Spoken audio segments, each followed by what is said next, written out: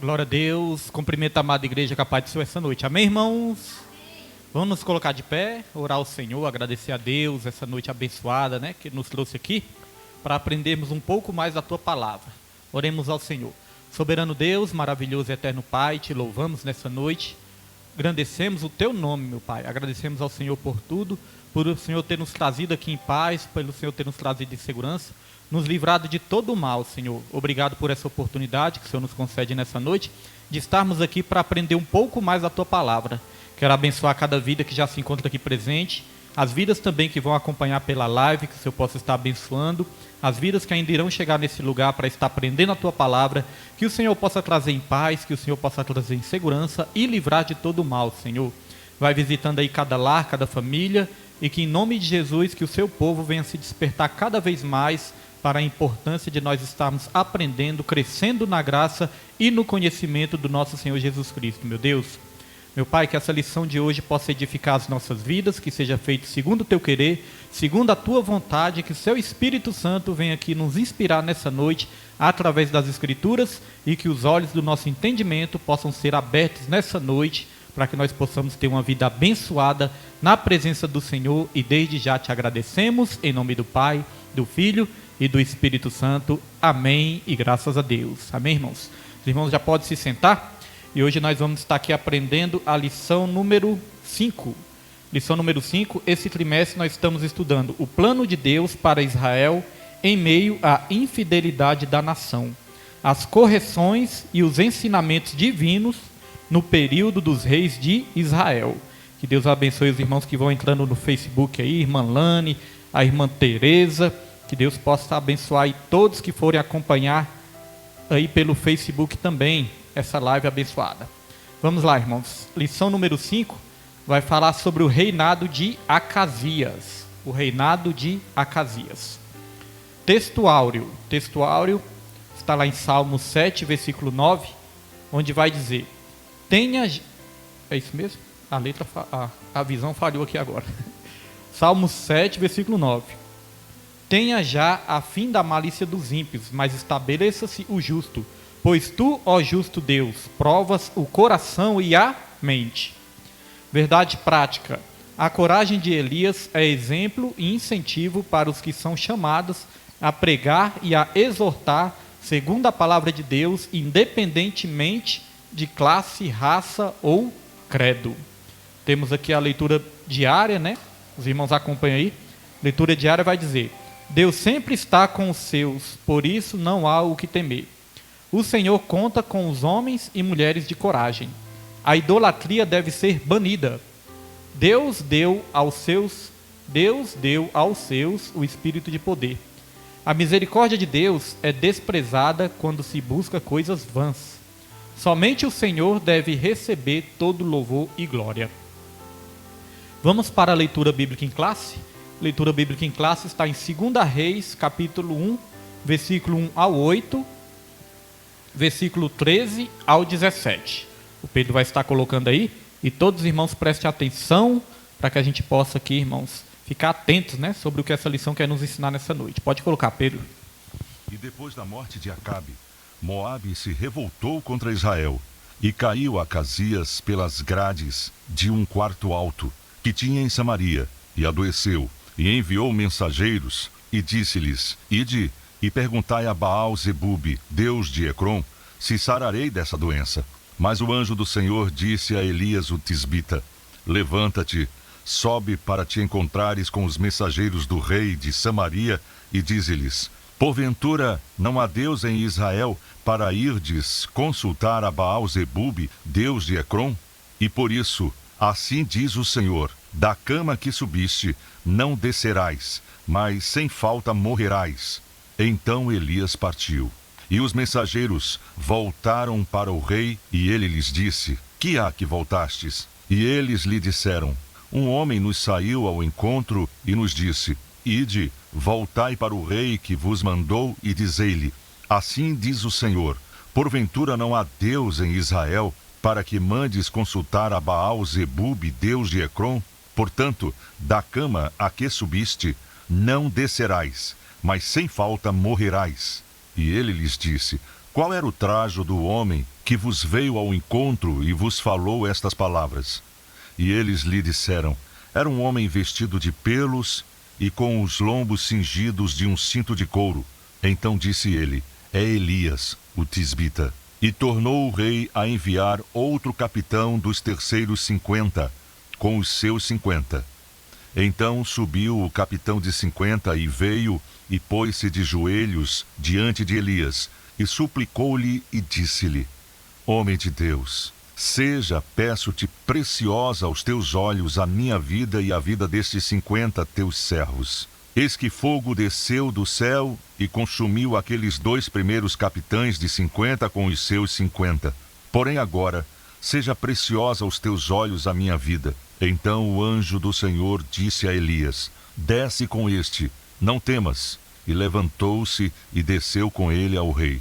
E disse-lhe: assim diz o Senhor, por que enviaste mensageiros a consultar a Baal Zebube, deus de Ecrom? Porventura é porque não há Deus em Israel para consultar a sua palavra? Portanto, desta cama a que subiste, não descerás, mas certamente morrerás. Assim, pois, morreu conforme a palavra do Senhor, que Elias falara, e Jorão começou a reinar no seu lugar, no ano 2º de Jeorão, filho de Josafá, rei de Judá, porquanto não tinha filho. Glória a Deus. Amém, irmãos? Então vamos prestar bastante atenção, né, irmãos? Vamos precisar da atenção de todos aqui, que rapidinho passa, né, nosso estudo bíblico, para nós não perdermos nada. Vamos só fazer aqui um breve resumo, né, para a gente não ficar perdido. Nós estamos na lição número 5, irmãos. É o reinado de Acasias. E quem foi Acasias? Acasias foi um rei que reinou no reino do norte, o reino de Israel.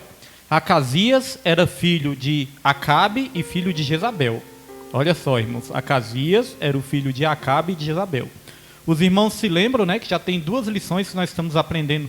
Nós aprendemos sobre Acabe, sobre Jezabel e sobre outro personagem, Elias, envolvido nessa trama também, né? Toda essa trama aí. Então, meus irmãos, chegou o momento que Acabe morreu e aí Acasias reinou no seu lugar. Se os irmãos quiserem saber detalhes da morte de Acabe, né, do rei Acabe, nós não vamos estar falando na lição aqui, irmãos, porque a lição não se propõe, né, a falar da morte de Acabe, porque aqui nós procuramos, irmãos, trazer a lição, trazer os estudos aqui de acordo com a proposta da lição. Então a proposta da lição dessa noite não é falar da morte do rei Acabe, como ele morreu, os detalhes, né? Mas ele foi ali para uma batalha com o rei Josafá e ele acabou morrendo. Então, se os irmãos quiserem saber os detalhes, aí os irmãos vão ler lá em 1 Reis, capítulo 22. E nós estamos sempre recomendando que os irmãos leiam todo o livro de 1 Reis e 2 Reis, né? E nós esperamos que os irmãos estejam lendo para não se perderem. Então Acabe morreu e Acasias começou a reinar no seu lugar.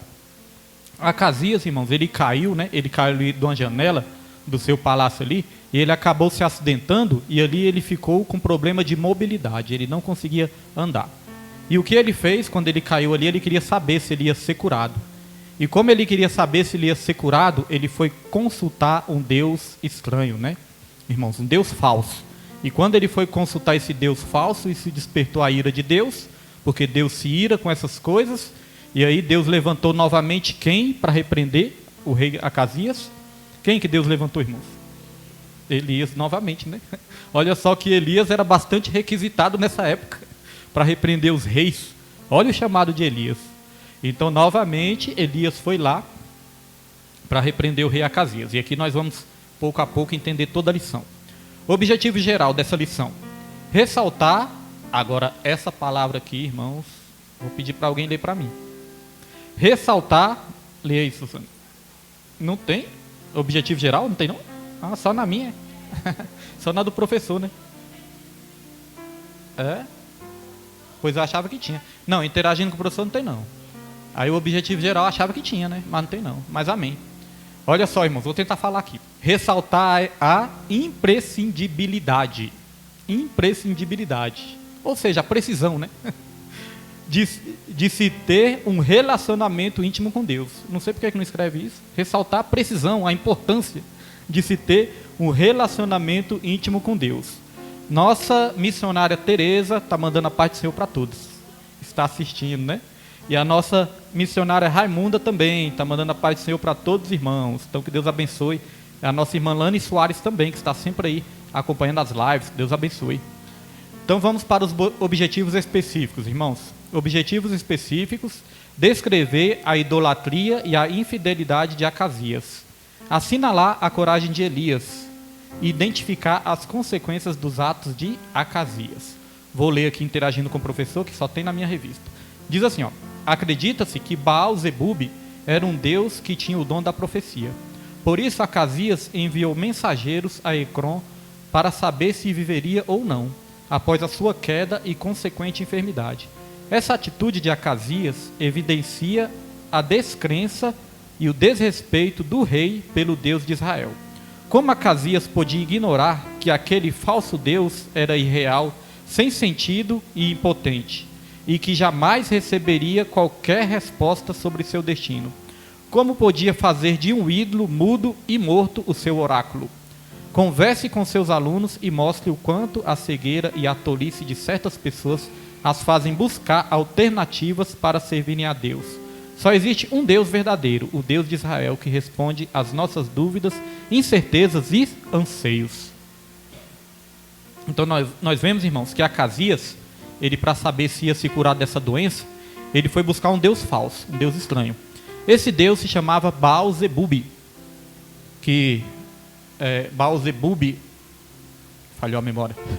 Baal-Zebub, irmão, significa o Senhor das moscas. Baal-Zebub significa o Senhor das moscas. Então, quando Acasias foi procurar este Deus falso, consultar esse Deus falso, isso acendeu a ira de Deus, porque Deus, ele não permite, né? Nós sabemos que, aprendemos pela palavra de Deus, que Deus, ele não permite consulta aos mortos, consulta a adivinhadores, né? Deus, ele não permite essas coisas, porque ele é o único Deus que sabe todas as coisas, que é onisciente, onipotente, onipresente.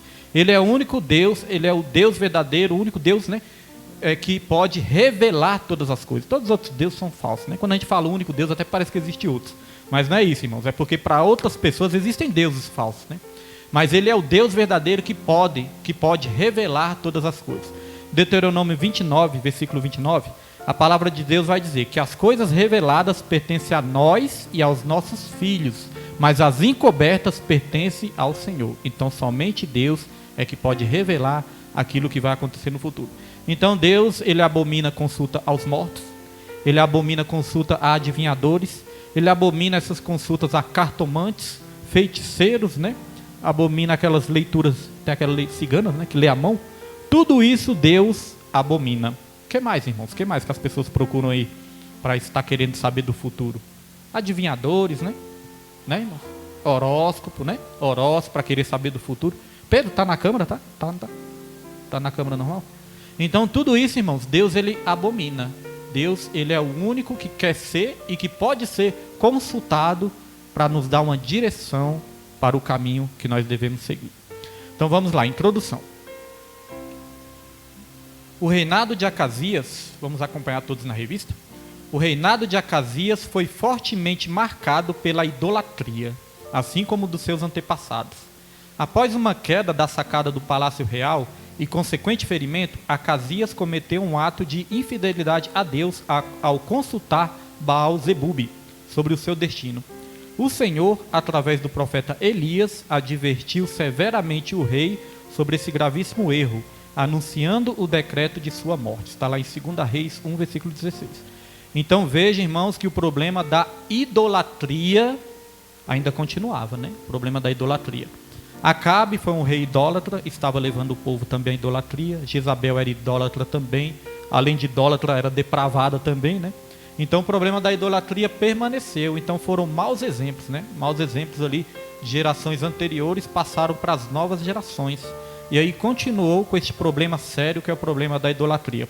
Essa lição nós estamos aprendendo, ó, sobre as correções e os ensinamentos divinos no período dos reis de Israel. E aqui fala sobre o plano de Deus para Israel em meio à infidelidade da nação. Então nós vemos que Deus ele considera a idolatria uma infidelidade. Ele considera a idolatria uma traição. É como se fosse um adultério espiritual, né? A idolatria. E nós já falamos aqui que existem vários tipos de idolatria, né? Nós estamos sempre ensinando aqui no estudo bíblico, aprendendo que nós podemos idolatrar não apenas imagens, mas nós podemos idolatrar muitas vezes um título, uma carteirinha, né? Uma posição social. Às vezes podemos idolatrar, adorar o dinheiro. Às vezes idolatramos até nós mesmos, né? O nosso próprio eu, nós podemos idolatrar também. Tem vidas que idolatram o cantor, o pregador, o homem, né? Mas nós vemos que isso é um problema sério. Até anjos, nós vamos aprender aqui que nem anjos devem ser adorados. Então a idolatria é algo muito sério e traz consequências seríssimas para toda a nação, para o povo também. Então vamos lá. Tópico 1. Tópico 1, vamos ter aqui 2 subtópicos. E o tópico 1 vai falar um reinado marcado pela idolatria. Subtópico 1 vai dizer o Deus, os irmãos observam aí que é Deus com letra minúscula, né? O Deus de Acasias. Mandar um alô também para o meu irmão Marquinho e para a nossa irmã Nilde Vila Nova, que Deus abençoe em nome de Jesus. O Deus com letra minúscula de Acasias.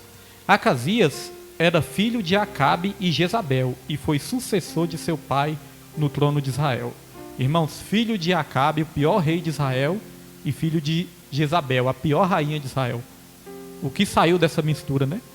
Isso não significa, né, irmãos, que nem sempre quando os pais vão estar aí afastados da presença do Senhor, não significa que sempre os filhos vão estar afastados também, né? Pode ser que o filho vá para a presença de Deus, mas nós vamos aprender aqui, irmãos, da influência, da importância que os pais passam para os filhos, a influência que o pai tem sobre o seu filho, né? Nós vamos aprender sobre isso. Então diz, ó, Acasias venerava o deus Baal-zebub de Ecrom, uma das 5 cidades dos filisteus a sudoeste de Canaã. Então olha só, Acasias, ele idolatrava um deus falso e ainda era um deus de uma cidade inimiga, de um povo inimigo. Era o povo inimigo, né? O filisteu era um povo inimigo do povo de Deus. Então era o deus, né, do povo inimigo e ele adorava. Olha só como que pode, né? Conhecia sobre o Deus de Israel, que ele já tinha ouvido falar sobre o Deus de Israel. Ele tinha conhecimento sobre esse Deus, mas ainda assim ele estava vivendo uma cegueira espiritual. É isso que nós vamos falar também, sobre a cegueira espiritual. A idolatria deixa a pessoa cega espiritual. A Bíblia fala lá no Salmo 115, tem olhos, mas não vê, e diz que as pessoas se tornam parecidos àquilo que elas adoram, né? Então, tem olhos, mas não vê, a pessoa acaba ficando cega também. Então diz assim, ó, ao adoecer em razão de uma queda, enviou mensageiros para consultar essa divindade, a fim de saber se viveria ou morreria. Então, irmãos, o perigo da cegueira espiritual. E aqui nós já vamos estar lendo a primeira referência. Pode colocar aí, Pedro, primeira referência.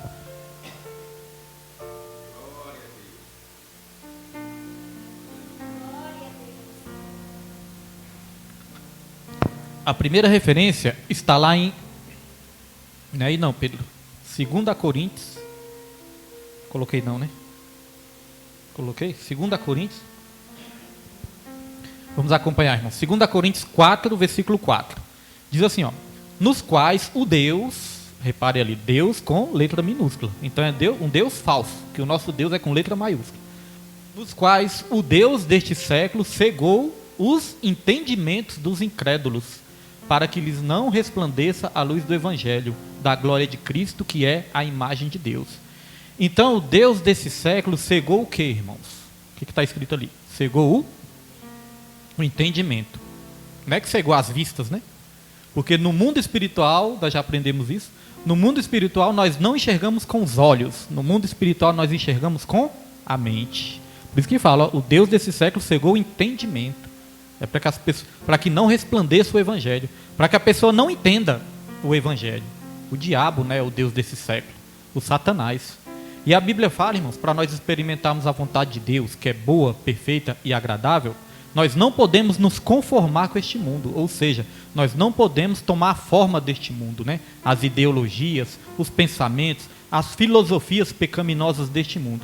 A Bíblia fala, ó, não vos conformeis com este mundo, mas transformai-vos pela renovação da vossa mente, para que possais experimentar, ou seja, para que possais enxergar a vontade de Deus, que é boa, que é perfeita e que é agradável. Então, no mundo espiritual, nós não vivemos por vista, nós vivemos por fé, e nós enxergamos pela a nossa mente, o mundo espiritual. Tem muitas, eu até vi uma frase hoje, né, interessante, eu coloquei ali, É uma frase que diz assim, que as pessoas que realmente creem, eu não lembro exatamente como é que era essa frase, mas dizia assim, que as pessoas que têm fé não precisam de sinais. Quem precisa de sinais é quem tem dúvida. Não é verdade? Quem tem fé não precisa de sinais. Vai crer da mesma maneira. Tendo sinal ou não, vai crer.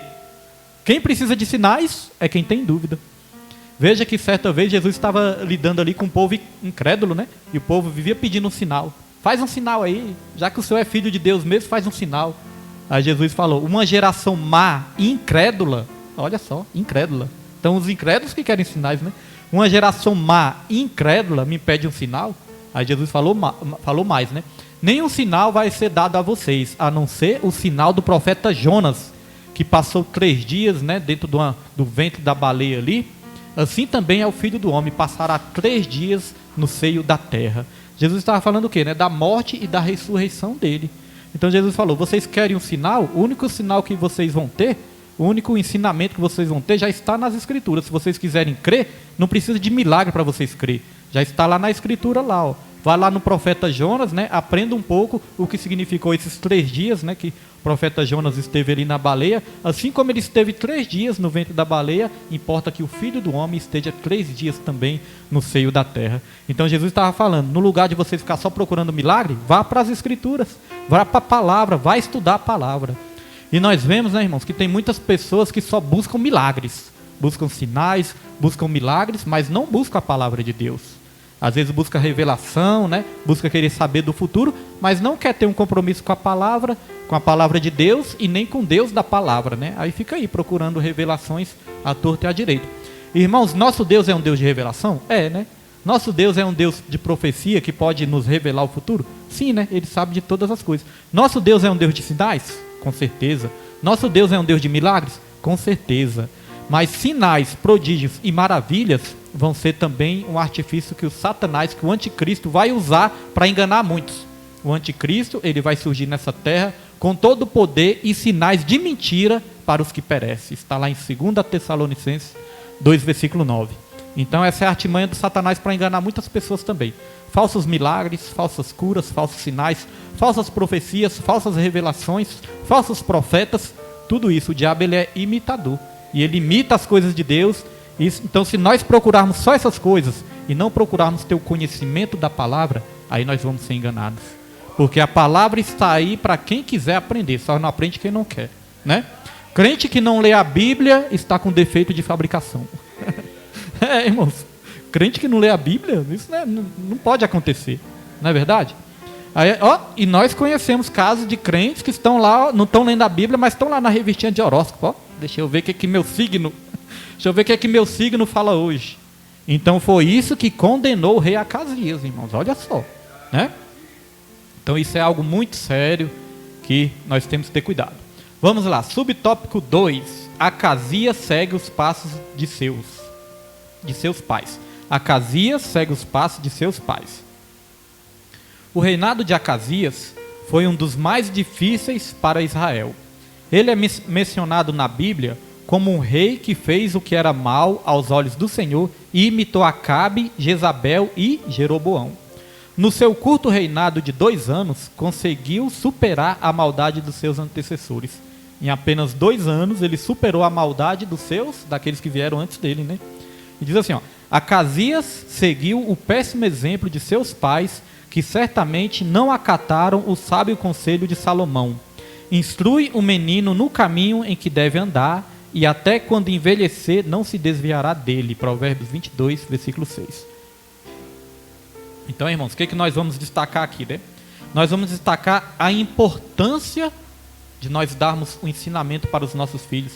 A importância de nós sermos exemplos para os nossos filhos, né? E exemplos bons. Porque, irmãos, todos nós estamos fazendo discípulos na nossa casa. Todos nós estamos fazendo discípulos, né? Nas nossas casas, irmãos. Nossos filhos são discípulos.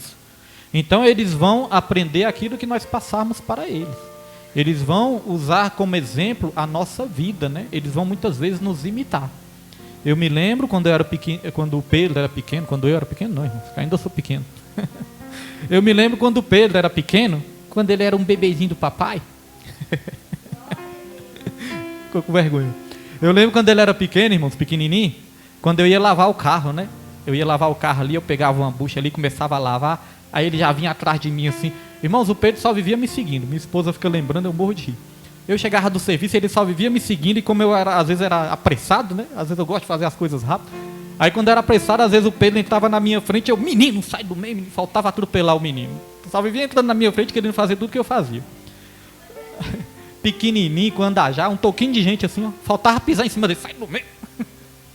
Aí o que acontece, irmãos? Eu ia lavar o carro, né? Aí eu pegava ali a esponja, né? Começava a lavar. Aí ele já pegava uma buchinha também, o pano, e já queria lavar também. Sujava mais do que lavava, né? Às vezes dava medo até de arranhar o carro, de tanta lama que ele passava no carro.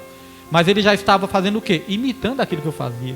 Ele ficava observando, né? E ficava ali imitando o que eu fazia, porque ele queria aprender o que o pai faz. Os filhos se inspiram no pai, né?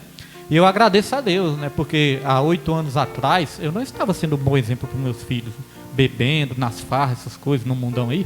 Sim.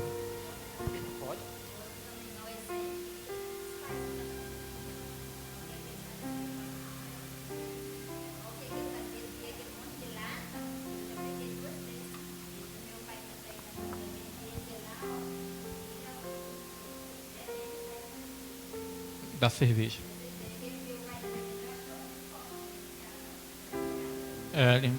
Minha esposa está falando, né, para os irmãos da live entender também. Quando eu bebia, né, aí às vezes tinha latinhas de cerveja lá em casa. Aí quando via que não, meu filho pegava essas latinhas de cerveja escondidas, ó, e queria beber também, imitando o pai, né? Se ele viu o pai fazendo, ele pensava que podia fazer também. Então olha só, irmãos, os exemplos que nós podemos dar para os nossos filhos. Então eu agradeço a Deus que antes eu era um mau exemplo para os meus filhos, mas hoje em dia, graças a Deus, não sou perfeito, cheio de defeitos, né? Mas nós estamos procurando dar um ensinamento correto, um bom exemplo para os nossos filhos. Hoje em dia, meu filho ainda me imita, os irmãos já observaram, né? Que meu filho me imita muito. Meu Deus. Vamos orar para Deus fazer uma salinha das crianças para nós. Então, irmãos, hoje em dia meu filho ainda me imita muito, né? Mas os irmãos observam que hoje em dia ele me imita fazendo a obra de Deus. Tudo que o Pedro veio fazendo na obra, ele já está aprendendo também, e agora já aprendeu mais coisas do que eu ainda. Tem coisa que ele faz aí que eu não sei nem por onde começo. Então ele aprendeu e até passou o pai, né, na inteligência, na sabedoria para fazer a obra de Deus. Então a importância de nós ensinarmos nosso filho, agora aqui tem um detalhe importante, que nós sempre trazemos nos estudos, né? Provérbios 22, versículo 6, diz o quê? Ensina o seu filho no caminho que se deve andar. É importante nós memorizarmos isso, é no caminho. Não é ensinar o caminho, não é falar, menino, vai buscar a Deus, aquele é o caminho, vai. Não é isso, é ensinar no caminho, é caminhar junto, é acompanhar os filhos. Hoje em dia o que nós mais vemos são filhos na presença de Deus e os pais não, né? Os filhos buscando a presença de Deus e os pais não estão buscando, muitos, né? Alguns pais não buscam a presença de Deus, mas os filhos buscam. Então eles botam os meninos para ir para a igreja, mas eles mesmos não vão. Mas não é isso que a Bíblia ensina, porque a Bíblia fala que os filhos são herança do Senhor.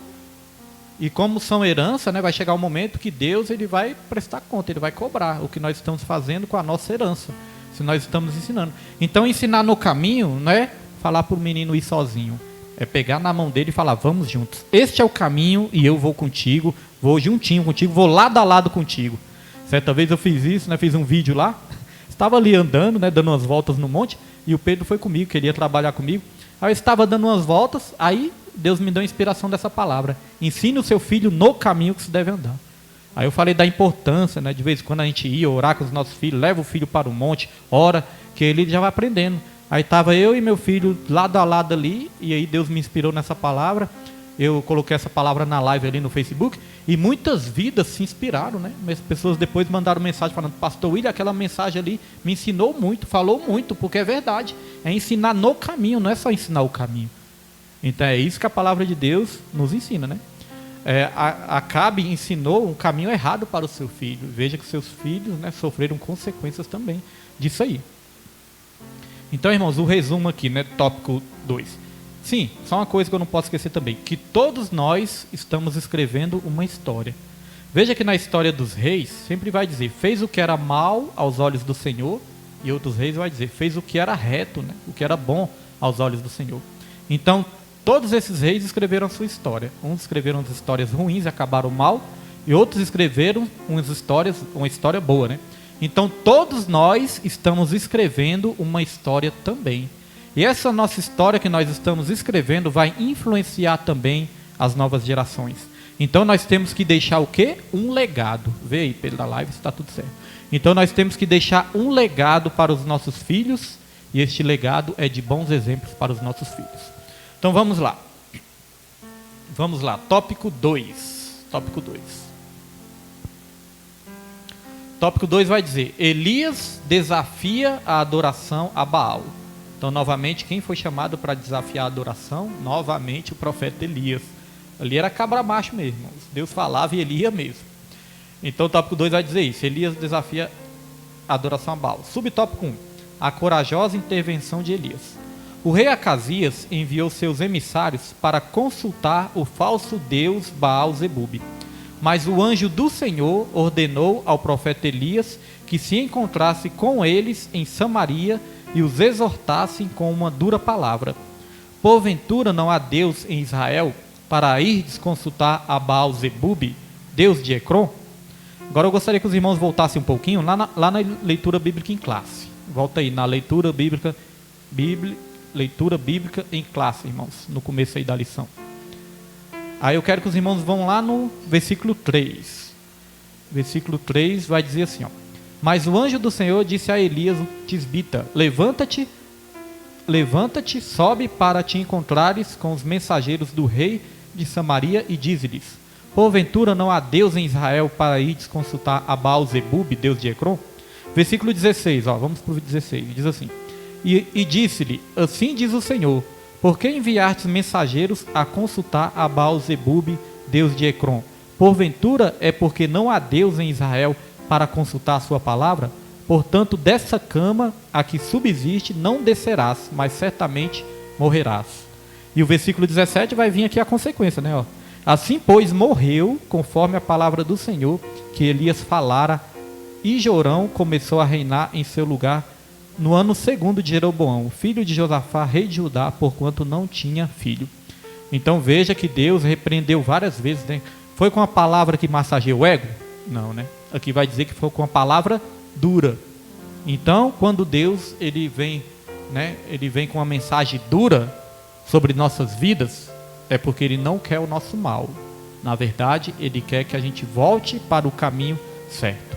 E como nós sempre falamos aqui, nós não podemos desprezar a correção, porque nós vivemos numa geração que ama uma doce mentira, mas despreza uma dura verdade. A verdade é dura, dói, mas é a verdade que liberta, que nos traz vida, que nos transforma e que nos salva. Que possamos fazer como Tiago 1, versículo 21, na parte B, vai dizer: que nós possamos receber com humildade a palavra que em nós é implantada, porque ela é poderosa para salvar as nossas almas. Se eu for corrigido e virar a cara, para o pastor, para a igreja, irmãos, vai acontecer a mesma coisa com Acasias. Foi repreendido uma vez, foi repreendido 2 vezes, não se arrependeu até que chegou o momento que morreu por desprezar a correção, por desprezar a palavra de Deus. Então, e veja que isso é algo assim muito realmente perigoso, porque ele consultou um Deus falso. E aí Deus falou: porventura não há Deus em Israel? É isso que Deus continua falando nessa geração. Quando alguém vai atrás aí, irmãos, dessas coisas aí, de feitiçaria, dessas coisas de cartomante, astrologia, essas coisas que nós citamos aqui, Deus ele continua falando a mesma coisa. Porventura não há Deus aqui no Brasil? Não há Deus neste mundo? Porventura não há Deus para vocês ficarem consultando essas coisas aí? E Deus ele se ira com isso. Aqui nós falamos também sobre o anjo do Senhor. Aqui nessa lição falou: mas o anjo do Senhor ordenou ao profeta, Elias, que se encontrasse com eles em Samaria. Então Deus deu uma ordem ali através do anjo do Senhor. Irmãos, e todas as vezes que nós ouvimos falar de anjo na Bíblia, nós podemos também trazer um ensinamento prático para as nossas vidas sobre anjo. Existem 2 extremos. Um extremo é as pessoas não acreditarem em anjos. Eu não acredito em anjo. Porque anjo existe, a Bíblia fala muito de anjo. De Gênesis a Apocalipse, a Bíblia está ensinando sobre anjos. Então nós não podemos duvidar que anjos existem. Olha só o que diz lá em Hebreus 1, versículo 14. Pode colocar aí, Pedro. Hebreus, capítulo 1, versículo 14. Olha o que a palavra do Senhor vai dizer. Hebreus 1, 14. Olha o que diz. Está falando aqui dos anjos. Não são porventura todos eles espíritos ministradores enviados para servir a favor daqueles que hão de herdar a salvação? Então, anjos, irmãos, são espíritos ministradores enviados para servir a favor daqueles que hão de herdar a salvação. Então, os anjos estão aqui para nos ajudar, os anjos estão aqui para nos servir, para nos ajudar, porque nós vamos herdar a salvação e Deus, ele sempre está enviando o anjo. Salmos 34, versículo 7 vai dizer: o anjo do Senhor acampa ao redor dos que o temem e os livra de todo mal. Eu me lembro que certa vez eu era novo convertido, e aí Deus usou um pastor para falar assim, ó, sabe por quê? Me chamou, né? Pediu para mim ficar de pé, falou: você jovem, fica de pé aí. E eu vivia me escondendo na igreja para ninguém me ver. Ficava com vergonha, ficava muito tímido e ficava me escondendo ali para ninguém me ver. Mas Deus sempre levantava um profeta e falava: levanta aí, jovem, para profetizar na minha vida. Então ele mandou eu levantar e falou assim: sabe por quê, jovem? Você nunca morreu naquele bar?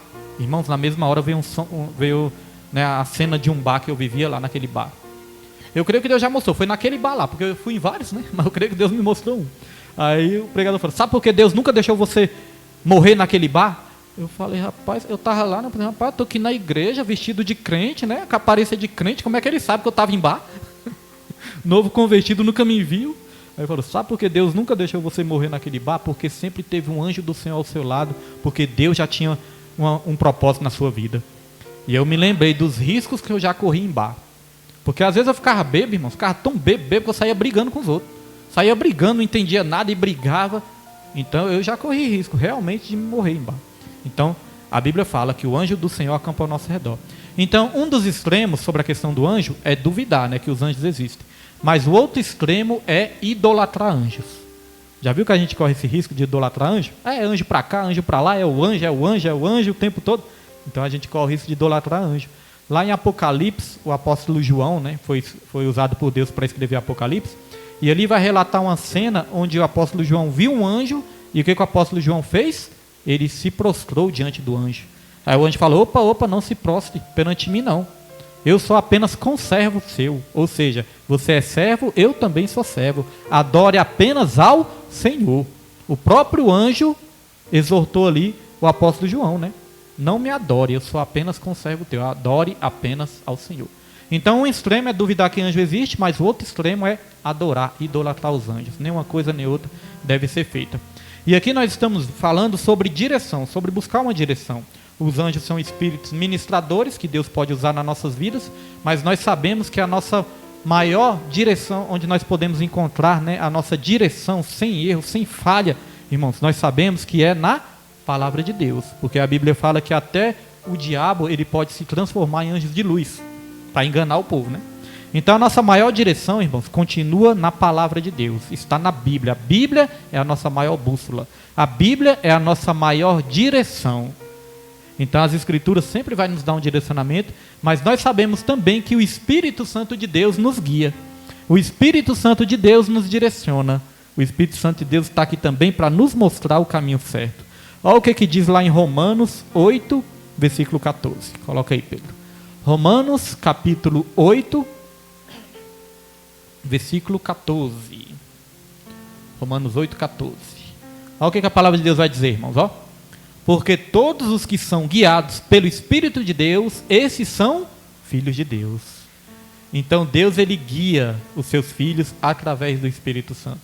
Pastor William, mas por que muitas vezes, mesmo eu sendo filho de Deus, eu fico tão confuso? Porque às vezes está faltando aquela intimidade a mais. Às vezes está faltando a gente prestar atenção no que o Espírito Santo está nos dizendo. Calar todas as vozes. Ontem eu dei um exemplo ali na live ali, né? Que tinha uma cabeleireira que o cliente da cabeleireira estava sempre conversando com ela, ela nunca conseguia ouvir. Ela não ouvia, ela achava que ela estava com problema de audição, né? E nunca ouvia. Aí ela falou para ele: eu nunca consigo te ouvir, eu nunca entendo o que você fala. Aí ele falou assim: você já experimentou desligar o secador quando eu estou falando contigo? É porque o secador estava sempre ligado, irmãos, então como que ela ia ouvir? Então fazia muito barulho, né? Muito barulho. É assim nas nossas vidas também. Às vezes existem muitos barulhos, né, nos nossos ouvidos que nos impedem de ouvir a voz de Deus. Clarinha? Quietinha, Clarinha? Então às vezes muitos barulhos, né, que nos impedem de ouvir a voz de Deus, irmãos. Hoje em dia, a tecnologia, a internet, a televisão, né, tantas distrações, tanto entretenimento neste mundo, e às vezes a gente está sempre ligado em tudo que acontece, está vendo o jornal, está assistindo um vídeo, está ouvindo uma música, até louvores mesmo. Louvores é uma benção, mas tem uma hora que você tem que ir para o seu secreto, para o silêncio ali com Deus, né? Então muitas vezes até o louvor pode tirar ali do foco, né? Da oração, de tudo. Tem um momento certo para todas as coisas. Então muitas vezes nós temos que silenciar todas as vozes, porque além dessas vozes, o barulho da multidão, ainda existe também o Satanás, que muitas vezes quer colocar voz na nossa mente, quer mentir nos nossos ouvidos, né? Quer falar coisas que não são coisas de Deus. Então chega um momento, durante todo o dia nós temos que ter o nosso devocional. Então chega esse momento de nós silenciarmos todas essas vozes para poder ouvir a voz de Deus, porque se tiver muito barulho na nossa mente, nós não vamos conseguir ouvir a direção de Deus nas nossas vidas. Então a Bíblia fala que o Espírito, que é o Espírito Santo, o Espírito testifica com o nosso espírito que nós somos filhos de Deus. Jesus mesmo silenciava muitas vezes o barulho das multidões, porque Jesus ele sempre estava cercado de multidões, mas chegava um momento que ele ia para um monte, ele ia para um lugar deserto, ele ia para um lugar isolado e ali ele ouvia a voz do Pai. Até Jesus tinha esses momentos e nós também temos que ter esses momentos nas nossas vidas. Os irmãos já observaram, né? Todos aqui têm experiência com Deus. Os irmãos já observaram que às vezes nós estamos tão ansiosos, tão agitados, às vezes preocupados com alguma coisa e tentando resolver do nosso jeito. Aí, às vezes quando nós vemos assim que nós não vamos conseguir resolver, que a gente resolve tirar um momento com Deus, que a gente resolve ir ali para o secreto, orar, irmãos. Não dá uma paz? Não dá, irmãos, uma paz? Dá um consolo ali. Você pode estar com o maior problema que existe, mas quando você vai para o secreto, isso acaba te dando uma paz. Isso acaba te dando um consolo. É o Espírito Santo te consolando, falando: calma, meu filho, acalma, eu estou aqui. Porque te perturbas, ó minha alma? Porque te perturbas dentro de mim? Certa vez Marta estava desse jeito, estava Marta e Maria. Maria estava lá, eu fico imaginando, Maria estava lá aos pés de Jesus, né? Encantada com os ensinamentos de Jesus. Eu imagino que Jesus estava ensinando coisas assim tão maravilhosas que ela devia estar assim, ó, de boca aberta, olhando para Jesus, né? Olhando assim: nossa, que ensinamento maravilhoso. Recebendo de Deus, se alegrando, se acalmando, né? Estava calminha Maria. Só que Marta estava como? Afadigada, ansiosa com os afazeres. Estava ali na cozinha, né? Fazendo as coisas ali que mulheres têm que fazer mesmo, mas tem um momento de comunhão, né? Então ela estava ali querendo servir o mestre também, na cozinha, preparando as coisas, mas ela estava afadigada. E quando ela viu ali Maria recebendo de Deus quietinha, ela falou: mestre, o senhor não se importa não que Maria fique aí sem fazer nada? Aí Jesus falou, e ela achando que ela estava certa: eu estou trabalhando muito, Maria sem fazer nada. Aí Jesus falou assim, ó: Marta, Marta, você está fadigada com muitas coisas, você está ansiosa, você está muito agitada. Maria escolheu a melhor parte. Jesus não estava falando que a parte de Marta não era importante, porque é importante também, né? Trabalhar, fazer a obra, trabalhar para Deus também é importante. Mas tem um momento da comunhão. Deus, antes de ser um Deus de regulamento, Deus ele é um Deus de relacionamento. Antes de trabalho, Deus ele quer o quê? Intimidade, comunhão. Então, Jesus falou: Marta, Marta, você está muito afadigada. Maria escolheu a melhor parte, e essa parte não vai ser tirada dela, que é a parte da comunhão, da intimidade, da direção que ela estava buscando em Deus. Então nós precisamos também, irmãos, nós fazemos muita obra, né? Mas chega um momento que nós temos que acalmar, silenciar todas as vozes para ouvir a voz de Jesus com mais clareza. Amém, irmãos? Então vamos aqui. Subtópico 2. A resposta de Elias aos soldados. Clarinha. Tá prestando atenção, Clarinha? Tá? Tá? Tá aprendendo? Quer dizer que você sabe costurar, sabe? Teve um dia que você falou que sabia costurar. A Nima perguntou: quem sabe costurar? E você: eu.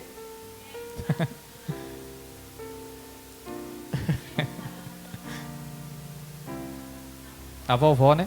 A vovó costura, glória a Deus. Então vamos lá, irmãos. A resposta de Elias aos soldados. Então, o anjo do Senhor ordenou ao profeta, né, que se encontrasse com eles em Samaria, os soldados, e que os exortasse com uma dura palavra. Então, a resposta de Elias aos soldados. Vamos aqui. Aos soldados do rei. Quando o rei ficou sabendo da profecia de Elias, enviou em 3 ocasiões diferentes um oficial com 50 soldados para conduzir Elias ao palácio. Está lá em 2 Reis 1, versículo 9 ao 13. Mas nas 2 primeiras vezes, desceu fogo do céu e consumiu todos os soldados e seus capitães, perdão. Na terceira vez, todavia, o capitão do agrupamento, temendo pela própria vida e pela de seus soldados, ajoelhado, suplicou ao homem de Deus que lhes poupasse a vida. Então aqui, irmãos, vamos entender o que estava acontecendo.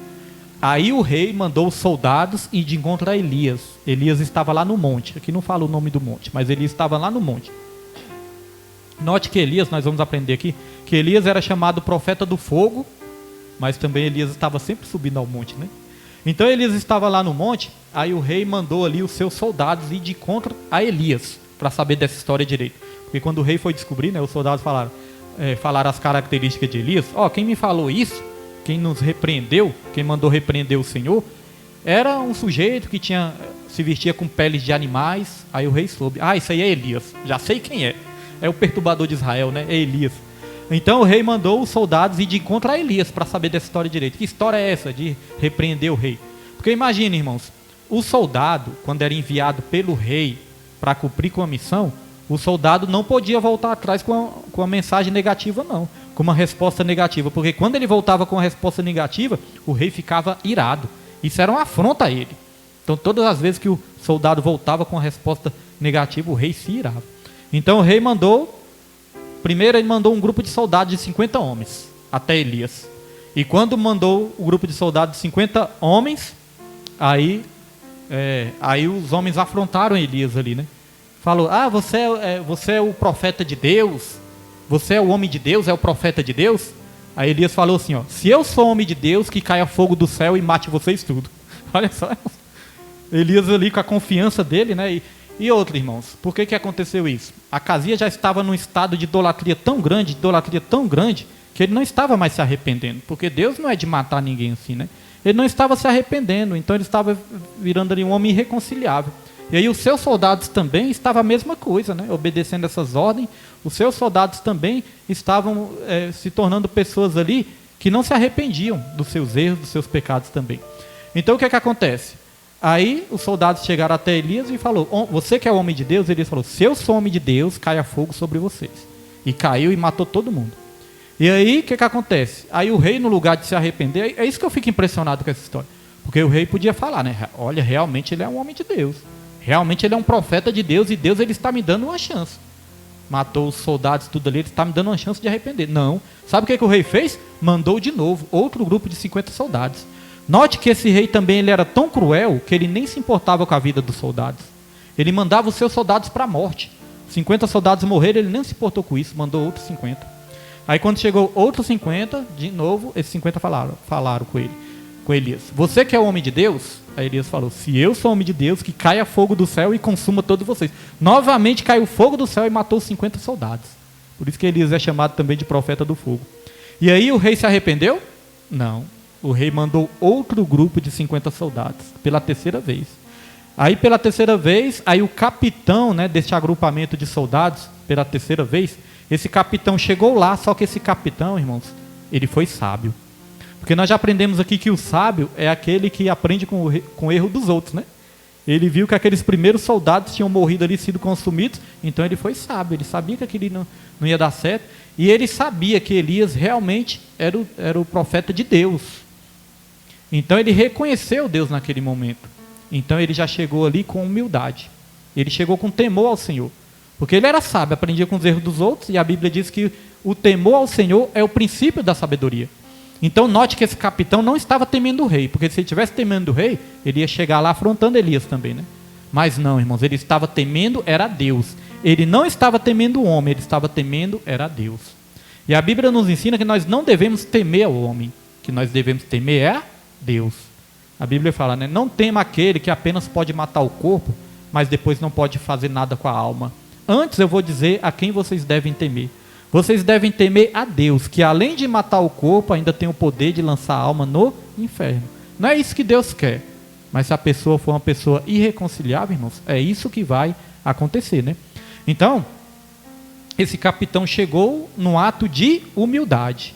E olha o que vai dizer aqui, ó. Vamos ler de novo, ó. O capitão do agrupamento, temendo pela própria vida e pela de seus soldados, ajoelhado, suplicou ao homem de Deus que lhes poupasse a vida.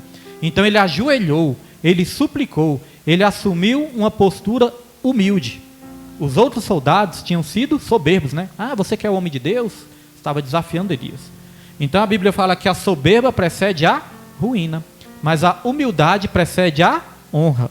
Então quando esse soldado assumiu essa posição, suplicou a Elias, irmãos, aqui vai falar de súplica. Então é isso que Deus quer que a gente faça. Olha só, muitas vezes, irmãos, o ser humano tenta resolver as coisas à base da violência. É ou não é verdade? À base das guerras. Por que existem as guerras? As guerras existem porque o homem diz que está buscando a paz. Isso parece sem sentido, né? Se arma até os dentes para buscar a paz. Mata milhares e milhares de pessoas em pretexto de estar se buscando a paz. Porque as guerras, irmãos, o maior objetivo que dizem, né? Quando um país declara guerra com outro, é de promover a paz. O maior objetivo diz que é esse. É claro que é disputa de poder, disputa de dinheiro, de território, tudo isso. Mas é de promover a paz, né? Missão de paz não sei aonde, missão de paz não sei aonde. Só que o homem se arma até os dentes, a pretexto de buscar a paz. Só que não tem como, irmãos, a gente conquistar a paz sem o príncipe da paz. Porque o príncipe da paz é o nosso Senhor Jesus Cristo. Então o mundo quer a paz, mas não quer o príncipe da paz, que é o nosso Senhor Jesus. Então veja que os primeiros grupos de soldados quiseram ali resolver uma situação com violência. E não conseguiram. Só conseguiram ali trazer morte. Agora, este capitão aqui não. Ele tentou resolver a situação sem arma e sem violência. Ele resolveu no diálogo, na humildade, né? Suplicando, assumiu uma posição humilde. Eu creio, se o ser humano sentasse mais para conversar, eles entrariam mais em acordo. Mas o problema é que eles só sentam para conversar, irmãos, para cada um querer impor a sua própria opinião, a sua razão, né? E muitas vezes nem sentam para conversar, já declaram logo guerra um com o outro, e aí milhares e milhares de pessoas são dizimadas. Então, irmãos, nós como filhos do reino, como filhos de Deus, nós aprendemos que a solução não é a violência. A solução é ser humilde e procurar a paz. Quando Jesus estava sendo preso, o que Pedro fez? Sacou da espada e cortou a orelha do soldado. Só que Deus foi lá, pegou a orelha do soldado, né? Jesus foi lá, pegou a orelha, colocou a orelha de volta e falou: Pedro, aquele que fere com a espada também será ferido, irmãos. Então veja, irmãos, que nosso Deus é um Deus que cura, não um Deus que fere, né? Quando Ele fere, Ele mesmo sara a ferida, que é para o nosso bem. Então, nosso Senhor, Ele fala: bem-aventurados são os pacificadores, porque estes que serão chamados filhos de Deus. Lá no Sermão da Montanha, nas bem-aventuranças, Jesus falou: bem-aventurados são os mansos, bem-aventurados são os humildes, bem-aventurados são os pacificadores e não os violentos. Eu li esses dias em Provérbios que fala que o homem violento é um homem insensato, é um homem tolo. E realmente, irmãos, a ira do homem não produz a justiça de Deus. Então esse capitão chegou ali até Elias e botou a boca no pó. Olha só, irmãos, porque Deus, é como eu falei, os primeiros grupos de soldados morreram e o segundo grupo de soldados morreram. Mas Deus, irmãos, não é a intenção de Deus que as pessoas morram nos seus próprios pecados. A intenção de Deus é que as pessoas se arrependam. Olha o que a palavra de Deus vai dizer aqui em Lamentações 3, versículo 29? Isso mesmo. Lamentações 3, versículo 29.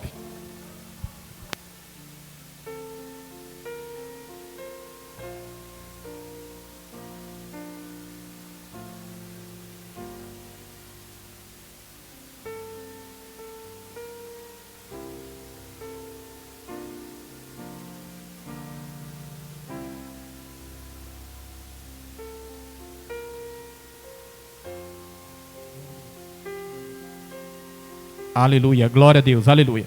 Então olha só, Lamentações, cadê Pedro? Lamentações 3, versículo 29. Versículo 29. Pedro vai corrigir aí, irmãos, que ele botou errado. Lamentações capítulo 3, versículo 29. É forte, né, irmão Roberto? Glória a Deus. Olha o que diz, ó. Põe a sua boca no pó, talvez ainda haja esperança. Então havia esperança para o rei. Se o rei se arrependesse, né, havia esperança para ele de Deus perdoar ele ali. Mas não se arrependeu, mandou um grupo, mandou outro grupo, mandou o terceiro grupo. Aí, olha só o que acontece quando o soldado ali ajoelhou e suplicou. Aí vai dizer, ó: por bondade e misericórdia, o Senhor ouviu aquele sincero clamor e ordenou ao profeta que os acompanhassem até o palácio em segurança. Então o primeiro grupo de soldados chegou lá afrontando, não conseguiu o que queria. O segundo grupo de soldados chegou ali afrontando, também não conseguiram o que queria. O outro soldado chegou com humildade e aí conseguiu o que queria, que foi levar Elias até o profeta, né? Porque Deus, ele mandou ali um anjo, né, avisar Elias também que podia descer em segurança até o palácio. Então veja que este capitão sim teve sabedoria para conseguir ali alcançar o seu objetivo. Então vamos lá, subtópico 3. O ministério de fogo. Elias pode ser chamado de profeta de fogo. Em 3 episódios do seu ministério, Deus enviou fogo do céu. No Monte Carmelo, com os profetas de Baal.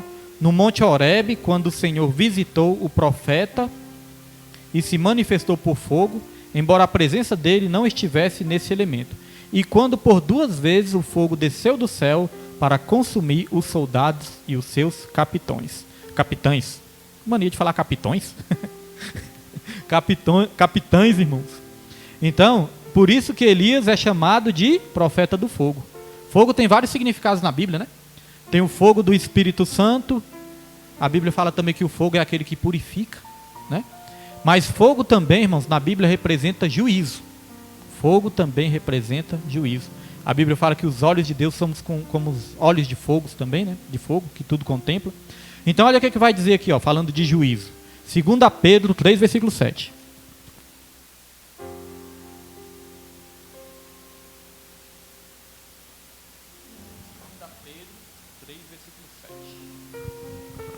Nossa irmã Raquel, que Deus abençoe também nossa irmã Raquel Vilarinho, em nome de Jesus, toda a família. Olha o que diz assim, ó: mas os céus e a terra, que agora existem, pela mesma palavra, se reservam como tesouro e se guardam para o fogo, até o dia do juízo e da perdição dos homens ímpios. Então o primeiro dilúvio foi com água, né? Agora vai ser com fogo, irmãos. A Bíblia fala que até os elementos serão desfeitos. Os elementos, né, as estrelas derreterão, cairão na terra, serão desfeitos no dia do juízo. Vai cair fogo, né? Então fogo também é sinal de juízo.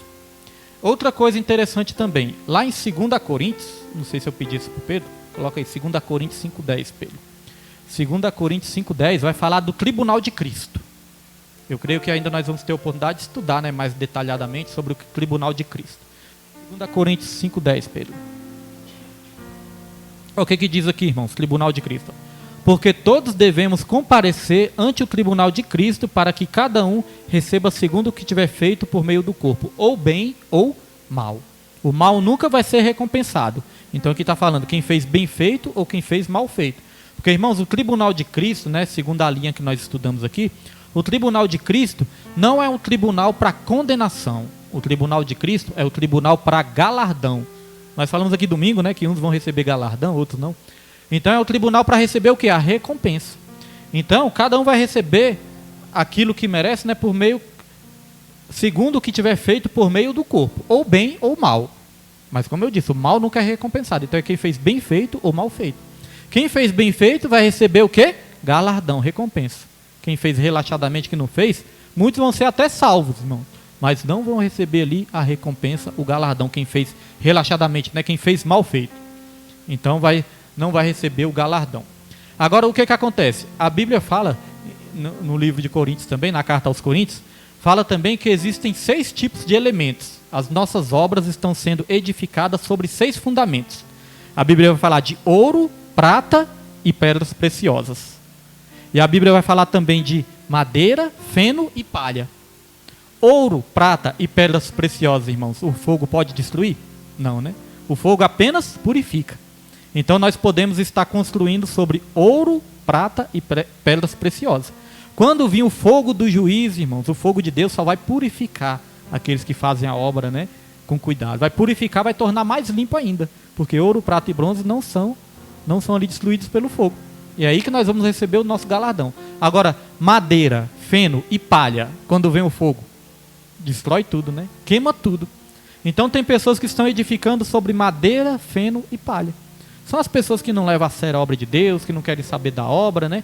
Que não fazem com a motivação correta, porque não é só fazer. Fazer, um monte de gente faz. É fazer com a motivação correta. Fazer para ganhar dinheiro, fazer para ficar famoso, um monte de gente pode fazer também. Mas é fazer com a motivação correta. E qual é a motivação correta? A motivação correta é para a glória de Deus. Quer comais, quer bebais, quer façais qualquer outra coisa, que seja para a glória de Deus. Essa é a motivação correta. A motivação correta, irmãos, é claro que tem recompensa. Mas a motivação correta não deve ser nem para ganhar recompensa. Mas a motivação correta tem que ser para glorificar a Deus. E quando nós glorificamos a Deus, Ele é misericordioso, Ele nos recompensa também. Então, tribunal de Cristo, né? Tem obras ali que vão ser reprovadas. Eu não quero que as minhas sejam, Deus me livre. Então tem que fazer com a motivação correta, né? Eu dei exemplo aqui para os irmãos, domingo, eu já ouvi uma pessoa uma vez falando assim, chegando no céu é o que importa. Sendo salvo é o que importa. Lá no céu, se eu for gari, já tá bom. Eu penso, que pensamento pequeno, né? Se você pode chegar lá nos céus, irmãos, receber os galardões que nós não sabemos nem direito o que é. Mas com certeza são coisas boas, maravilhosas, né? Então lá vai ter níveis de recompensas diferentes. Nós falamos isso aqui no domingo. Vai ter níveis de recompensas diferentes. Uns vão receber coisas boas, galardão, e outros não. Só que também vai ter níveis de castigos na condenação, vai ter níveis de castigos diferentes. Uns receberão muitos açoites e outros poucos açoites. Então o fogo também, só como ensinamento, né, o fogo também representa juízo e purificação. Eu não sei se tem na revista dos irmãos, tem essa parte verde aí na revista de vocês? Tem, né? Conheça mais. Isso aqui eu achei importante ler também, ó. Deixa eu ler aqui. Os monarcas bíblicos serviram tanto de guias políticos como espirituais do povo. Quando o rei não fazia o que era reto diante do Senhor, logo suas ações refletiam nos seus súditos. A religião, portanto, era uma grande caixa de ressonância das ações dos reis hebreus. Nos dias do profeta Elias, as ações de Acabe e sua mulher Jezabel sofreram oposição ferrenha do profeta porque elas estavam pulverizando o verdadeiro culto. Então, olha só, irmãos, os monarcas, né, os reis bíblicos, serviam tanto de guias políticos como espirituais. Guias políticos e guias espirituais. Nós estamos precisando muito disso. Líderes políticos, mas líderes também espirituais. Que não pensem só na política, mas que pensem também no lado espiritual, né? Aí muitas vezes nós podemos falar assim, pastor, mas política, crente não tem que se envolver em política, crente não tem que entender de política. Irmãos, quem não gosta de política vai ser governado por quem gosta, né? Quem não gosta de política vai ser governado por quem gosta. Então eu entendo que nós temos que ter sim uma consciência de cidadão. Porque nós somos cidadãos dos céus, mas somos cidadãos dessa terra também. Jesus ele falou, Pai, eu não quero que os tires do mundo, mas que os livre de todo mal. Eles estão no mundo, mas eles não são do mundo. Então nós não somos do mundo, irmãos, mas ainda nós estamos neste mundo, né? Então nós temos que ter sim uma consciência política. E nós temos que ter muito cuidado quando nós falamos também, né? As coisas do mundo, as coisas do mundo, as coisas do mundo. Nós temos que ter cuidado. Quando a Bíblia fala de coisas do mundo, está falando de práticas pecaminosas, né?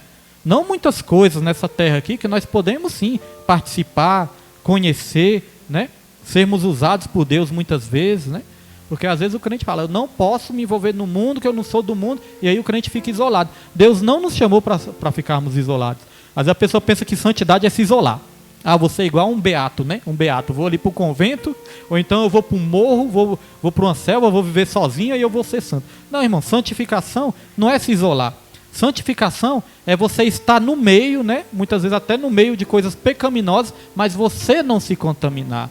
Não é o ambiente que te contamina, é você que influencia o ambiente. Daniel, ele foi levado para um país estrangeiro, um país idólatra, que era Babilônia, né? Um país estrangeiro, mas Daniel, ele não foi contaminado por Babilônia. Daniel, ele não foi influenciado por Babilônia, foi ele que influenciou Babilônia. Muitas vezes Deus vai nos colocar, irmãos, no meio da Babilônia, para a gente influenciar Babilônia. Agora o perigo é esse, né? Se o crente ali já tem aquela quedinha ali, tem aquela quedinha, aí Deus leva o crente para evangelizar e o crente vai lá quando vê que não caia na farra junto. O perigo é esse, né, irmãos? Mas não, irmãos, nós fomos chamados para transformar. A Bíblia, Romanos 12:2, né? Transformai-vos pela renovação da vossa mente, para que podeis experimentar. Então nós somos transformados para transformar. Tem um poema, depois os irmãos procurem esse poema aí, é a Arte da Garça. A Arte da Garça. Já viram uma garça? Quem sabe o que é uma garça? Os irmãos sabem o que é uma garça? Os irmãos sabem, né? Aquele pássaro branco que tem as pernonas assim, que fica assim. Ele tem as pernas grandes, tem a sariema também, né, que é parecido, mas eu tô falando da garça. A garça é aquela branco, né, que tem um bicão assim, que pega peixe. E ele tem mania, a garça tem mania de ficar com a perna assim, né? Então a garça, ela pode estar até no meio da lama. Aí as penas da garça são branquinhas, né? Bem branquinhas, bonitinhas as penas da garça. Ela pode estar até no meio da lama, mas ela não suja as suas penas. Então a arte da garça, irmãos, é a arte de estar no meio da lama, mas não sujar as suas vestes. É isso que nós somos chamados para fazer também, né? Deus, ele nos chama para evangelizar o mundo. Então nós podemos sim estar no meio, né? No meio, né? Muitas vezes aí secular, mas o que nós não podemos é nos contaminar. Nós temos que ser influenciadores e não influenciados. Amém? Então vamos lá. Tópico 3, né, que eu parei? Tópico 3. A doença, glória a Deus, a doença de Acasias e a sua morte. Vamos lá, subtópico 1.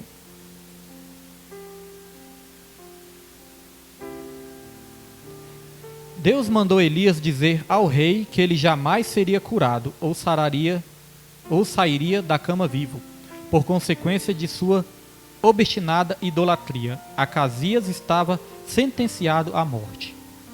Vou ler logo tudo, aí depois a gente fala aqui. Ele conhecia as maravilhas que Deus havia operado no meio do seu povo no passado.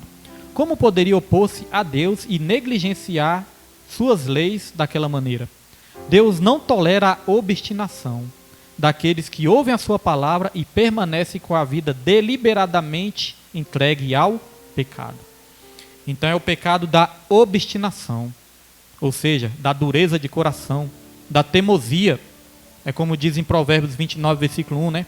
Aquele que é corrigido várias vezes e endurece o seu coração, ele será destruído de uma vez sem que haja cura. É a obstinação. Deus, ele falou para Moisés, né? Moisés, esse povo é um povo de dura serviço, ou seja, de coração duro, né? É um povo ali que rejeita a palavra, é um povo que ignora a palavra. Deus está falando e o povo não quer nem saber. Às vezes Deus nos usa, irmãos, para falar algo para a pessoa fica com raiva, rejeita, né? Então isso acontece.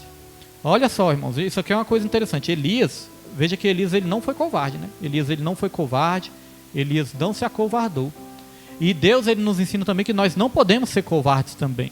É claro que nós temos que ter um equilíbrio. Vou deixar para falar no finalzinho, que nós vamos ler aqui uma referência, mas nós vamos falar da importância disso, né? De quando Deus nos mandar para uma missão, nós não podemos nos acovardar também.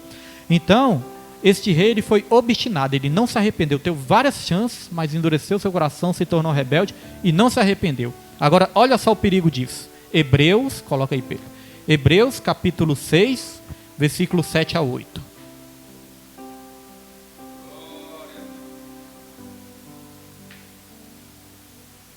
Hebreus, capítulo 6, versículo 7 ao versículo 8. Eu acho muito forte. Hebreus, isso mesmo? 6, 7 a 8. Eu acho muito forte, irmãos, isso aqui, ó. E eu quero que os irmãos prestem atenção, que é importante. Porque a terra que embebe a chuva, que muitas vezes cai sobre ela e produz erva proveitosa para aqueles por quem é lavrada, receba a bênção de Deus. Pedro, vamos fazer o seguinte. Eu pedi isso aí, mas volta aí. Volta o versículo 6, que o versículo 6 vai nos explicar melhor sobre o que diz isso. Versículo 5, aí nós vamos ler até o 8. Olha só, irmãos. Versículo, ainda não é o 5, é o 4. Esse texto é meio grande mesmo. Olha só, versículo 4 em diante. Olha o que diz.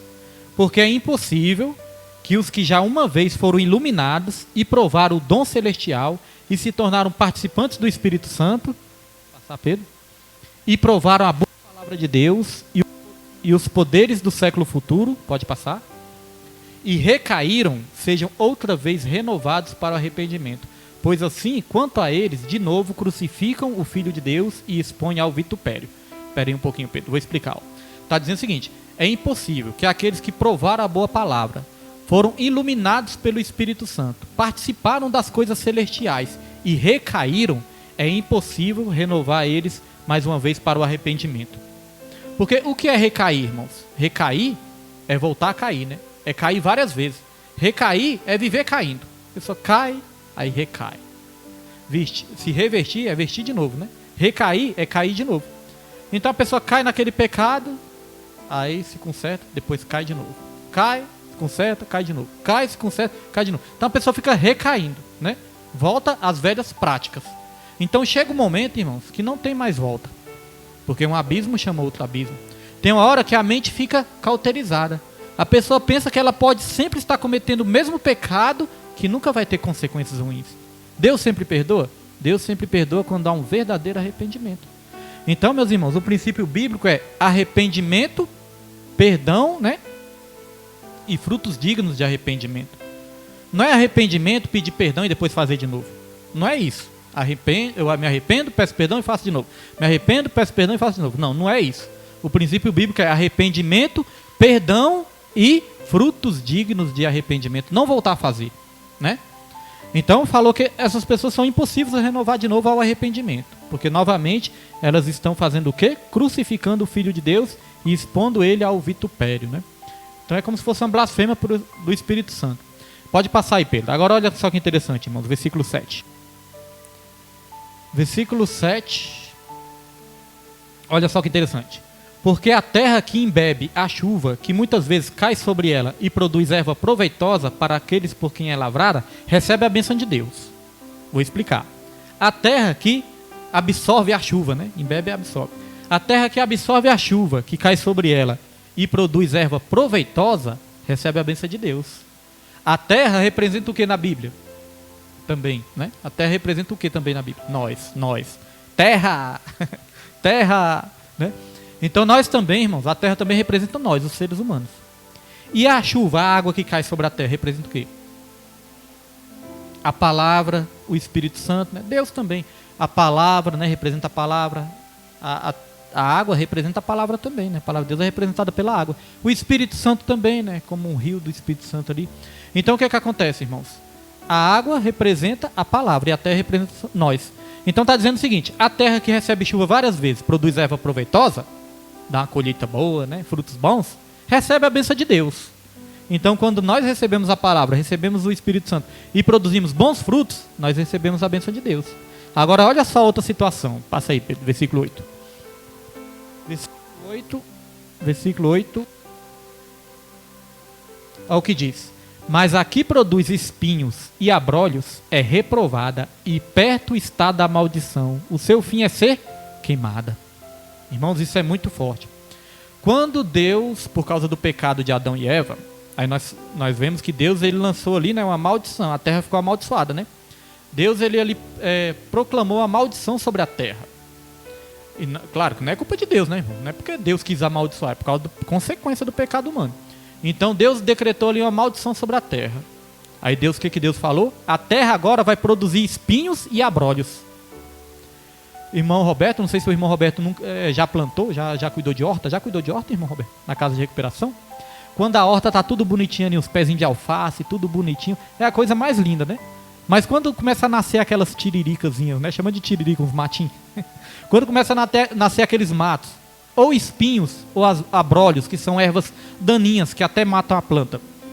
Aí é um negócio trabalhoso, né? É uma maldição, não é uma bênção, é uma praga. Espinhos e abrolhos é uma praga. Então quando Deus decretou essa maldição sobre a terra, Deus falou assim, ó, a terra vai produzir espinhos e abrolhos. É por isso que o homem começou a ter que suar, né? Sobreviver através do suor do seu corpo. Porque antes as plantas eram tudo uma bênção, tudo bonitinho, tudo frutos bons, árvores frutíferas. Depois começou a nascer mato, braquiária. Não é, presbítero? Chama de braquiária? Braquiária. É. Já tentou arrancar uma braquiária, irmãos? É difícil, né? Com a mão. A Neide esses dias estava tentando, né, Neide? Estava querendo uma enxada. Em raiz ali que até quebra a calçada. Então, irmãos, começou a aparecer essas coisas, espinhos e abrolhos. Aí o homem começou a ter que suar, ralar ali para tirar aquilo ali do meio, né? Então é uma praga. Aí aqui vai dizer então que a terra que recebe a água, recebe a chuva, mas produz espinhos e abrolhos é reprovada. Perto está da maldição e o seu fim é ser queimado. Nós falamos que os elementos vão ser desfeitos no fogo. Então o cristão, o crente ou o ser humano que recebe a palavra, recebe a água da vida, recebe a palavra e produz maus frutos, irmãos, olha só, está aí, vai ser reprovado. O fim é a maldição, o fim é ser queimado. Então o mundo está sendo evangelizado. Governantes, políticos, todo ser humano, toda a raça humana está sendo evangelizado, está recebendo a água. Recebe as bênçãos de Deus, né? Porque Deus ele derrama a chuva sobre os maus, os bons, o sol nasce para os justos, para os injustos.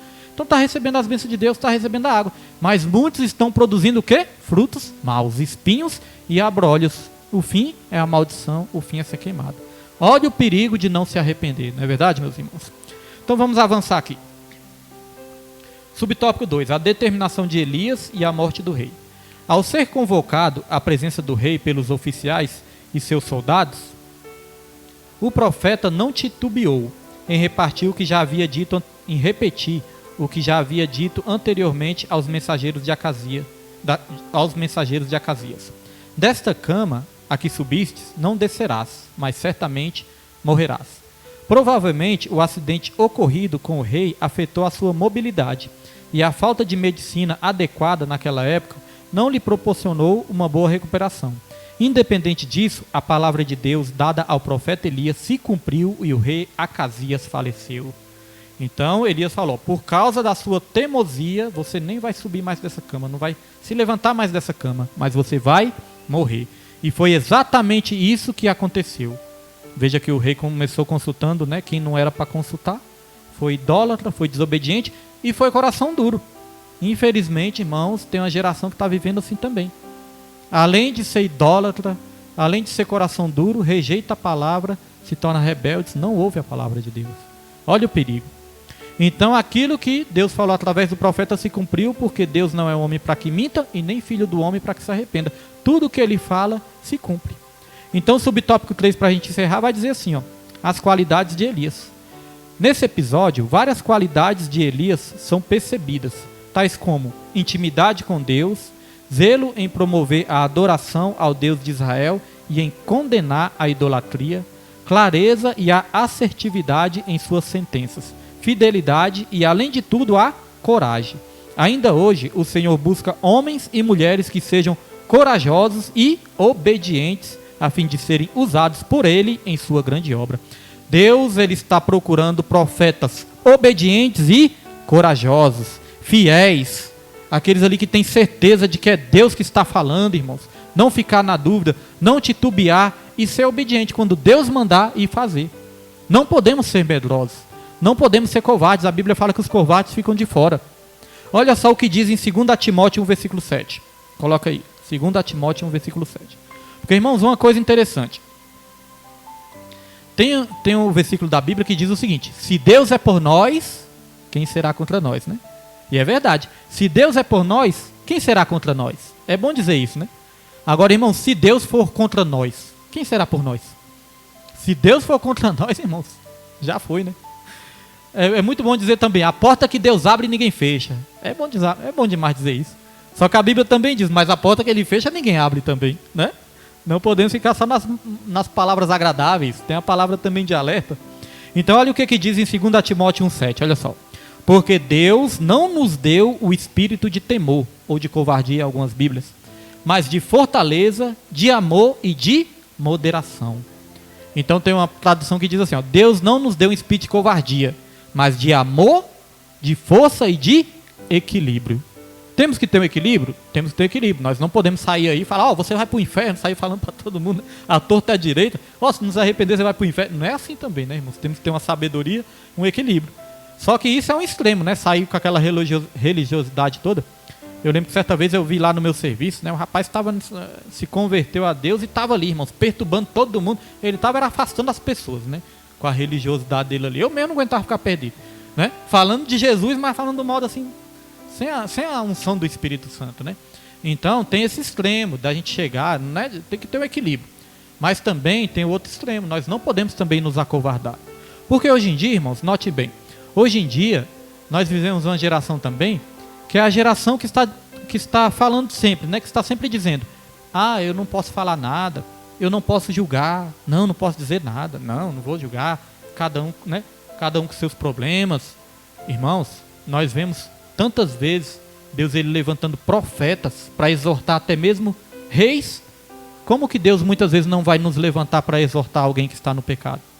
Porque a palavra de Deus vai dizer lá, o Roberto vai me lembrar, vai me ajudar. Ezequiel capítulo 3, né? Que diz que tem que falar para o ímpio, alertar o ímpio sobre o seu pecado. Porque Ezequiel capítulo 3, não é isso, irmão? Se não falha a memória, Ezequiel capítulo 3, que Deus falou, vocês têm que ser sentinelas. Você tem que chegar ao ímpio e alertar o ímpio sobre o seu pecado, que ele está no pecado e se ele continuar ele vai morrer. Porque se o ímpio morrer no seu pecado, o sangue dele vai ficar na sua mão. Agora, se você falar ao ímpio e ele se arrepender, se você falar e se ele se arrepender, você ganhou o ímpio, né? Agora, se você falar para ele, para o ímpio, do pecado, do perigo do pecado, e ele não se arrepender, o sangue dele não vai ficar nas suas mãos, porque você falou. Agora, se ele morrer no pecado dele, o sangue dele vai ficar nas suas mãos, vai ser cobrado de você.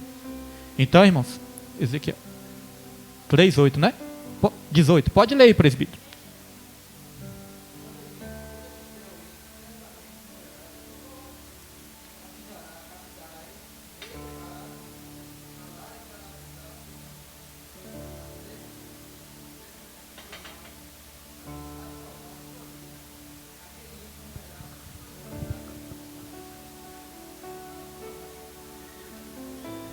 Tá vendo?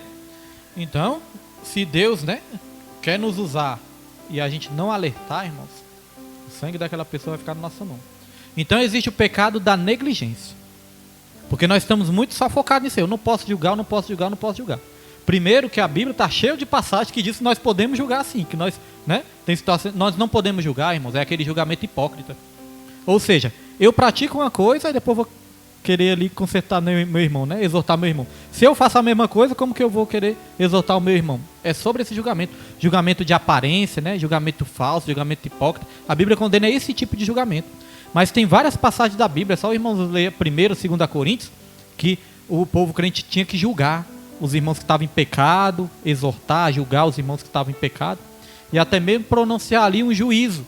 Porque certa vez Paulo falou, ele vai ter que ser entregue a Satanás, né, para que morrendo o corpo se salve a alma. Lá em 1 Coríntios tem essa passagem aí. Então, a Bíblia fala também, não jogue pérola aos porcos, porque eles preferem lavagem. Como que nós vamos saber quem é porco e quem não é, se a gente não tiver um tipo de julgamento? A Bíblia fala também, não acreditei em todos os espíritos, mas provai os espíritos para saber se vem de Deus. Como que nós vamos provar os espíritos se a gente não tiver um tipo de julgamento? Julgar que é o que não é. Então a Bíblia está cheia de passagens que permite sim julgamento. A Bíblia está falando do julgamento hipócrita. A Bíblia fala, não julgueis pela aparência, João 7:24. Não julgueis pela aparência, mas julgueis pela reta justiça, irmãos. Está vendo? Então não julgueis pela aparência, mas julgueis pela reta justiça. Então tem situações que nós vamos sim julgar. Falar, isso é pecado, isso não pode, se não se arrepender, vai para o inferno mesmo. Porque existe o pecado da negligência. Às vezes a pessoa pensa que vai ser condenada só por aquilo que ela faz, né, de errado. Mas não. Nós podemos ser condenados também por aquilo que nós deixamos de fazer. É o pecado da negligência. Porque aquele que sabe fazer o bem e não faz, comete também pecado. Então, irmãos, nós temos que ter cuidado. Porque nós vivemos uma geração que muitas vezes nós estamos muito tímidos, às vezes nós estamos muito covardes, né? Às vezes nós estamos com medo do homem. Só que a Bíblia fala, não tema ao homem. Ah, não vou falar não, que vai ficar com raiva de mim. Irmãos, é melhor ficar com raiva, mas conhecer a verdade, do que gostar muito de você, mas morrer na mentira. É ou não é verdade? Né, irmão? Então tem esse perigo também. É buscar a sabedoria de Deus sim, né? Ter cuidado com as palavras, porque a palavra pode produzir vida ou morte, mas a verdade, irmão, sempre vai produzir vida quando a pessoa recebe. O que produz morte, né, é o engano, é a mentira, é a falsidade. É isso que produz morte. Vamos lá, conclusão. O reinado de Acasias foi marcado pela idolatria e pela infidelidade para com Deus. Ele fez o que era mal aos olhos do Senhor ao consultar outros deuses sobre o seu futuro. Era idólatra e infiel para com os mandamentos de Deus. Elias foi o profeta que confrontou as transgressões de Acasias e por esse motivo quase foi preso. Todavia, seguiu em frente, cumpriu sua missão e honrou a Deus. O que importa é isso, irmãos, é a gente seguir em frente, cumprir a nossa missão e honrar o nome de Deus nas nossas vidas, irmãos. Essa foi a lição de hoje, espero que tenha abençoado a vida dos irmãos. E a lição 6 é o profeta Elias e Eliseu, seu sucessor. Vamos continuar falando de Elias e de Eliseu. Vamos nos colocar de pé, irmãos? Nós vamos fazer uma oração aqui, porque aí os irmãos também